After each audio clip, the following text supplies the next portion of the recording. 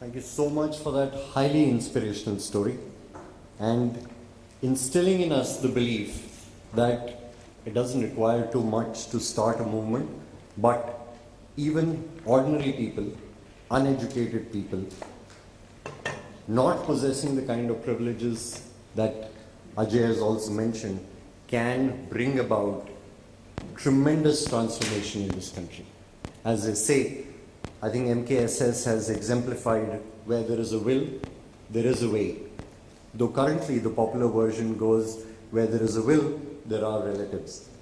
But I would like to share what Soumya was saying about a small movement starting off. Do you know that all that it needs is one person being paid about 40,000 rupees a year to be able to monitor fund utilization of about 20-25 crores in a particular area. That's it. So as she said, you can't expect the government to be funding these. But if we want to see change, or if we want to see measurement, as Ajay was mentioning, that's all that it will cost. Thank you so much once again. It was wonderful listening to you, and I'm sure it's provided a source of inspiration for all of us over here. Moving on, famously known as the poster boy of Indian private equity, and a man who knew from the start of his career that at age 40, he would make a career shift to teaching underprivileged children.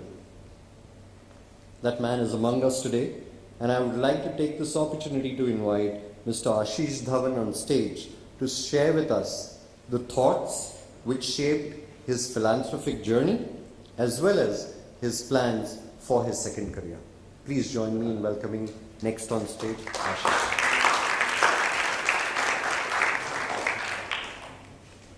Thank you. It's hard to come after the singing, but I will try to entertain you and hopefully give you some facts and talk a little bit about my life. Let me start with my childhood. I'm now involved with education, and so people often ask, why did you get into education? And it all happened when I was actually quite young. So when I was in school, my principal, John Mason, when I was in class 11, had this brilliant idea where he said, there were about 4 or 5 of us who were doing well academically, that why don't you 4 or 5 go and teach in class 7? And maybe the students will learn something from you guys that they're not learning from the teachers. The teachers were made to sit in the back, and we ran the class. And I ran a class called Maths is Fun. And it was so much fun that at the end of the day, I went running back home to my mom and I said, Mom, I think I want to become a teacher. I think I'm pretty good at this. And my mom, she, pretty tough lady, a lady of few words, so she looked at me silently, stared at me, and she basically swatted that idea with the back of her palm, and she said, no way, you cannot do this. And so I was back on the career path. She even tried actually going behind my back. She went and spoke to my maths teacher and tried to get him to, basically he came up to me, he's a Bengali gentleman, and said, son, don't do this, you'll become like me, a jhola-carrying professor. Ye hobe na, So I was back on my corporate path after those words of wisdom. But that bug was always in me. So I always knew that someday I wanted to do something. And so I moved on. I went to college in the States. And while I was working in investment banking, I decided that I wanted to teach on the side. It was very hard to do because I was working long hours. So I found a program where I could go every Friday morning, 7:30 in the morning, and I'd still be at work by 10 o'clock. And I went to Harlem every morning, or not every morning, once a week, sorry. And that was actually the best part of my investment banking experience. It wasn't the numbers and the companies and all that. I was in love with what I was doing every Friday morning. And then I moved on to business school and had a lot of time to think when I was in business school. And I also read a lot, not case studies, but books in my free time. And one of the things I read was the Gospel of Wealth by Andrew Carnegie. And he was a man, as many of you know, who was the richest man in the world at that point in time, and a very tough businessman, one of the robber barons, but eventually decided to build libraries all across the US. And he wrote something that really hit me pretty hard. And it goes like this. He basically said, if you die rich, you die disgraced. And that just, somehow it struck a chord inside me, and I said, you know, maybe, I wasn't rich at the time, but maybe as I think about my career, I'm at Harvard Business School, I think I'll be rich someday, that maybe I should do something beyond that. And so I decided when I was at business school that at age 30 I'll become an entrepreneur, and at age, not 40, but 45, I'll go on to doing something else. And so I set out, literally the month I turned 30, I quit Goldman and I moved back to India and started Chris Capital. But I always knew in the back of my head I would do something else. So for the 13 years that I was doing private equity, I was always on the side reading about education. I joined the boards of a few education nonprofits. I even would go out on Saturdays to visit with schools. I became friends with a number of people who were doing interesting work. And one day I remember going out to the community in East Delhi, and I visited a school, several schools, but one school I visited, there was this principal, Mrs. Prakash, whom I distinctly remember. It was a government school, and you know, she sat me down and we had some chai, and she obviously wasn't doing much work. Kevalia wasn't involved. And she looked at me, and you know, I was young, idealistic, all that, and she said, you know, आप बहुत कोशिश कर रहे हैं, पैसे दे रहे हो इन NGOs को, but इन बच्चों का कुछ नहीं होगा. You know, इनके माँ बाप को देखो, ये कभी सीख ही नहीं सकते. And you know, that just again struck a deep chord in me, because I knew that every child had limitless potential, be they rich or poor. And so I said, you know, at some point in my life, I have to work to shatter this myth that these children cannot learn. ये बच्चे सीख नहीं सकते. And so, as I came closer to 45, I'm not 45 as yet, so I was lucky that I got to make the switch before the line in the sand. But about 2.5 years ago, I decided over a Christmas holiday that I eventually wanted to move on, and I had done what I had to do in the business world. And so I went and told my colleagues when I came back from my winter holiday that, listen, and they all knew, because I always used to say, listen, I want to do something else. So all of them knew, but you know, like, they always thought that maybe I'll never do it, maybe I'm just talking. And so I sat and said, look, I'm going to eventually leave, but let's have a 2-year transition. And I want to make sure that the firm is in good hands going forward. And all of you do extremely well. It's my firm, I helped build it. But I want to then transition out to doing something else. And that 2 years was great, because it gave me the chance to really make sure things went off well. But it also gave me the chance to actively think about what I wanted to do my next career. I'd always been planning for it. I'd been reading, visiting, meeting people. But now I had the chance to really do it much more thoughtfully. And so as I thought about it, I said, you know, the best thing I can do is leverage my existing skill set and not let it go to waste. So the education problem, I'll first touch on it, and then I'll tell you about how I'm approaching it.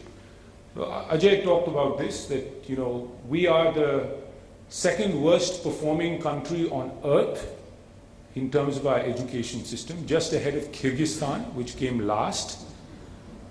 We have, out of our 240 million children in school, there are 6.5 million teachers, there are 1.3 million school buildings. Out of the 240 million children, about 200 million children are being failed by the system, public or private. And that data actually comes from PISA, because if you look at PISA, 80% of our children scored at level 1, level 2, and in the median OECD country, only 20% of children score level 1, level 2. Those are the children falling behind in that part of the world. In our country, 200 million out of the 240 million are falling behind. So it's a crisis, it's not a problem. And I genuinely believe that we as a country are going to hit a brick wall in 2025, because as we get into middle income, we are going to struggle. Because the only way to go from middle income to high income is by having good human capital. and we're not going to have that. I also believe that whilst a lot of good people are doing good work in the skills area, and a lot of people are getting involved, it's great, I believe that skilling is not enough. You know, skilling is the repair business and education is the prepare business. If we don't educate our children, you can provide someone skills for 2 months, that carpenter is still not going to know how to read a manual. That carpenter will still not show up on time. And so education is fundamental. So one other thing I'll say to you in terms of why we hit a brick wall. I mean, if you think about this, if we were to do an experiment and put 17% of the world's population on 2% of the world's earth, with 1% of the world's oil and 3% of the world's fresh water, what can your strategy be if you are that country, which is India? Well, you definitely don't have a natural resources strategy. The only strategy you can have is a human capital strategy, because that's the only thing you have in abundance. And so that is the area where we need to be investing. So as we look at education, I mean, the way I look at education is it's fundamentally a human capital enterprise. Much like many other businesses are human capital enterprises, this is a human capital enterprise. And I think we need to recognize that if we want to attack this problem. We have 6.5 million teachers. We have 13,000 teacher training institutes in the country between B.Ed and D.Ed, which are the two major degrees. There's not a single model of excellence of teacher education in the country. You can think of the leading business school in the country, the leading law school in the country, the leading medical school, but if I ask you, name for me the best B.Ed college in India, you will not be able to name an institution. If I ask you, name for me a really good government school system in India, one state that has an excellent school system, you can't name one. It's an absolute failure. And as far as our human capital is concerned, you know, if you look at it like a business, what you would be doing is you'd be thinking about, how do I get the best people? So how do I attract the talent? How do I train it well? How do I then make sure that people are placed into the right positions? How are they provided with a career track? How are they provided with an exit path as well? And we have none of those strategies in our government system. And so fundamentally, I believe we need to focus on attacking many of those problems. So as I thought about it, I said, look, let us set up an organization where we act like a VC in the philanthropic space. So we set up as a trust. In the last 6 months, I finished my full-time job April 30th. I have now got 10 people who are working with me. We have visited about 200 organizations. So same way a private equity fund would go out and really do due diligence. We focus on 4 areas. We said we look at affordable schools, we look at teacher principal training, we look at education technology, and we look at accountability, community engagement. And we mapped those domains the way anybody would do in the business world. What are the various subsectors within those sectors? We mapped out the various organizations, and now we are going out and putting feet on street and going and visiting all these organizations. We are therefore building know-how in each of these areas. And so if I take one area like teacher training, we visited about 40 different organizations doing teacher training, a lot of them in service, a few pre-service organizations. I have not found a single model of excellence in teacher training, despite looking at 40 organizations. And if I ask any one of them, do you measure what you're doing, i.e. the graduates that come out, where they get placed, how they are performing? No data at all. We visited about 80 different organizations that are doing work with education technology, because aside from fixing human capital, I believe that technology, I think, is going to play a pretty big role in education in the next 10 to 15 years. And so we really want to understand that and see what's working. And so I believe that in education, our country is making the wrong investments. Our government is basically focusing on buying hardware. So we have this ICT at schools program. We're spending a lot of money. If you go to government schools, what you find is a lot of computers, but no content, no training. If you go talk to chief ministers today, they're all very excited about dishing out tablets. It's all about hardware. And if you look at experiments done around the world with hardware, they've all failed. The most recent one was, we had this man, Nicholas Negroponte, who was going around the world talking about 1 laptop per child. Brilliant idea. They convinced Peru to do the experiment. So Peru has 1 laptop per child. And guess what? In the last 4 years, there is 0 improvement in learning outcomes. 0. Because there's no content. So what are you going to do with those laptops? And the teachers have not been trained, and so there's no utilization of the asset. We are unfortunately going down the same path. Our private schools are investing in ICT, which is this EduComp model of smart class, a projector, a whiteboard, content. It's good. It fundamentally doesn't change anything because it's still a sage on stage model. It's still the teacher standing in front. They've now, instead of drawing the heart on the board, they can show an animation of a heart. But there's no major lift. And if you go around and ask, what is the utilization of this asset? I can tell you that the good schools will tell you that it's only being utilized about 25% of the time, because most teachers don't want to use it, and we are spending tons of money. I estimate that about 20,000 of our private schools, out of the 100 and some thousand private schools, 1 lakh private schools, already have this ICT, and no study has been done, and all studies done around the world on whiteboards show that there's again 0 improvement in learning outcome. And yet that is the investment that we're making. If you look at technology, I think there are going to be 2 or 3 things that are going to be big. The first is going to be personalized learning tools. You all know this. You have children. Every child learns differently. The beauty of technology is, whereas in a class, it's almost impossible for a teacher to do multi-grade teaching, to teach to children who are at 4 or 5 different grade levels. Technology can do it brilliantly. And so that is something that now is starting to emerge in India, and I believe tablets will be a good delivery mechanism for personalized learning, but that is the future. The second is blended learning. So I don't think technology on its own will work, because only a few very motivated children will go and be doing, USSR Olympiad math problems on the computer, or Khan Academy on their own. So if we think about schools, for the last 100, 150 years, we have run with the same school design.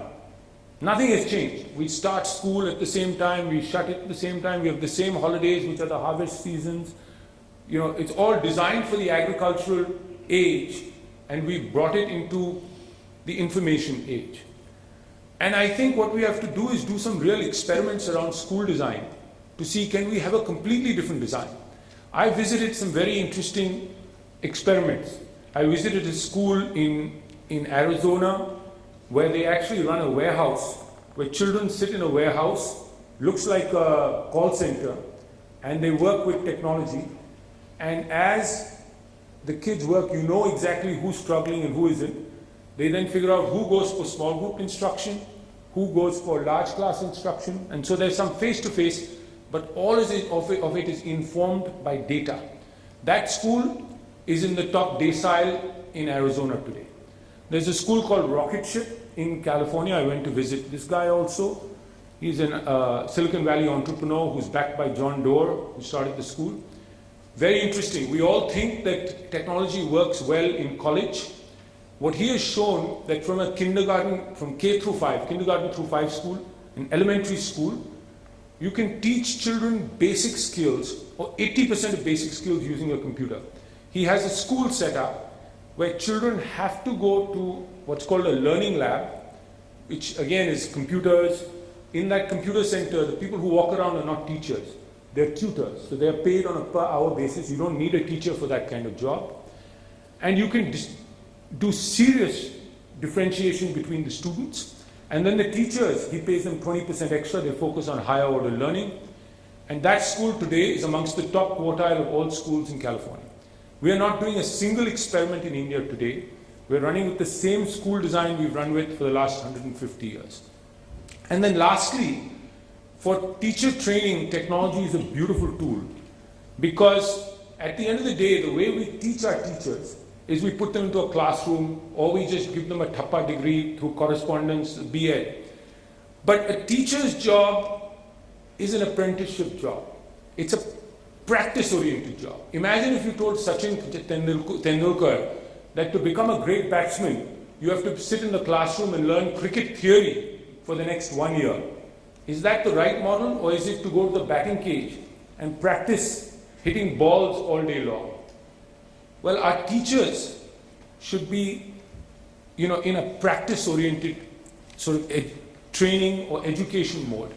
And I think technology will allow that because it will bring best practice to the teacher. So I'm very bullish on technology. I'm extremely bullish. Jay was talking about school leadership. I'm working with some folks, and Amit is involved with that as well. We're looking to start a school leadership institute. I think there are at least 10, 15, 20 people that need to do this. There are other countries that have school leadership training. I visited 4 of them in the States, 2 of them in the UK. There's 1 in Singapore. So there are courses out there. But our system is not designed really for much of it because the principals really can't take time off. So you really have to intervene at site. But what we're trying to do is start a program that's more of a residency type program around school leadership. So human capital, I believe, is another big piece. Advocacy. So aside from the venture business, I think advocacy is another very important area. You were just talking about it. We believe that there's very little transparency